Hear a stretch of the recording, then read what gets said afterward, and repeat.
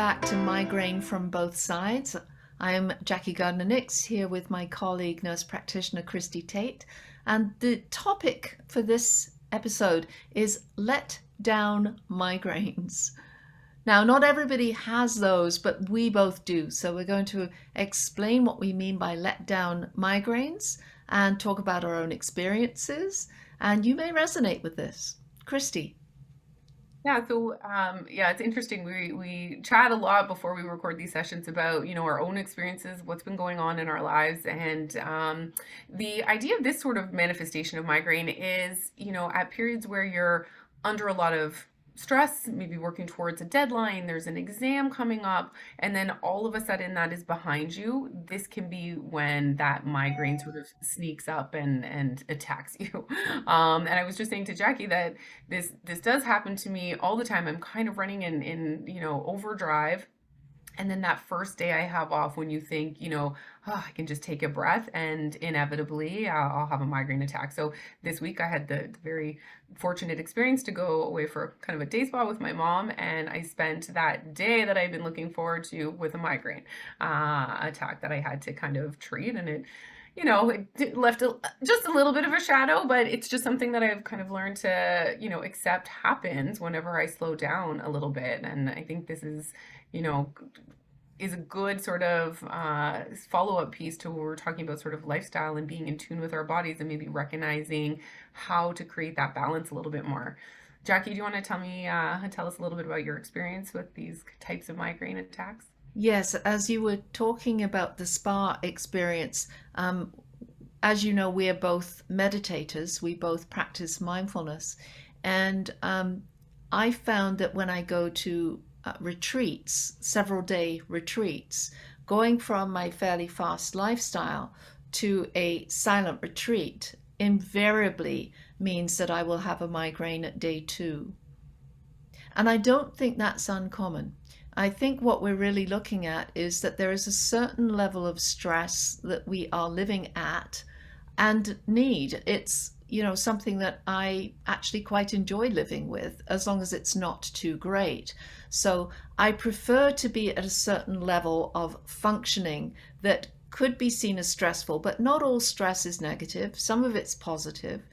But then when I get to Friday, the weekend, I might be more likely to get a migraine, especially in the days before I retired. And I would work pretty intensively during the week. And then by Friday, I was kind of coming down, and Saturday or Sunday, I was at a lower level of stress. That is when the migraine can hit. And some of my patients would actually go to the ER to get a shot for their migraines on a regular basis at the end of a stressful week. So, of course, the discussion has to be had as to, well, what can we do to make it less, we're up here and then we're down here. What can we do to change that? What can we do to make the balance better so that we're not firing off into the ER for a shot from this ghastly migraine? And of course, nowadays too, if you do respond to triptans and you are lucky enough to have a drug plan that covers them, because they can be expensive or you can afford them, then chances are there are far fewer visits to the ER with that let down migraine. That said, I used to call this my adrenaline corset. Okay, meaning that once I was back into working again, there was no threat of migraine during that time. And if I was working at a stress level I enjoyed, then that was good. But I recognized that as my migraine corset. Sometimes I would wake in the morning with a threatening migraine, didn't have to take an anti-inflammatory. All I had to do was go and sit in front of my computer, making sure I had a protein breakfast, and the migraine would be flushed away. So important to understand what that let down migraine can feel like and what one can potentially do to accommodate it in one's life. Christie. Love. I love that term that you use, the adrenaline corset. And the first time you said it, I was like, yes, that I know exactly what you're talking about. You're just holding everything together and you don't, you just can't kind of let it go. And then when you do, this happens. And like we said, this isn't necessarily a phenomenon that everybody experiences with their migraine attacks. And we'll talk about a lot of different sort of presentations. But this is why migraine, although it's kind of this singular diagnosis of a neurological disease, it is experienced in so many different ways by so many different people. And who, wants to spend their precious time off of work being saddled now with this migraine attack. So I think it speaks a lot to the necessity for sort of pacing and balance and not kind of exceeding our limits and being a little bit more in tune with our bodies and what they're telling us, which we know that we're not very good at doing this sort of as a North American culture, but as migraine sufferers, developing this relationship with your migraine so that you're not constantly in battle with it. You're trying to achieve a little bit of a harmonious existence with migraine. And you kind of had made a good point as well earlier, Jackie, saying that, maybe it's our body's way also of sort of telling us at times where we're doing a little bit too much and we have to scale back a little bit. Acceptance is always a challenging thing, right? And certainly with migraine as a neurological disease, at some point there needs to be some level of acceptance and sorting out that kind of complicated relationship of triggers that are unique to everybody. And that's also kind of a challenging thing, right? There's not this one sort of universal set of triggers that everybody can avoid. So yeah, I think that's a really important thing to recognize with this type of migraine attack. Anything else you wanted to add, Jackie? Yes, I think we will talk more about triggers because we all have our individual triggers, and we'll talk more about that in a future episode.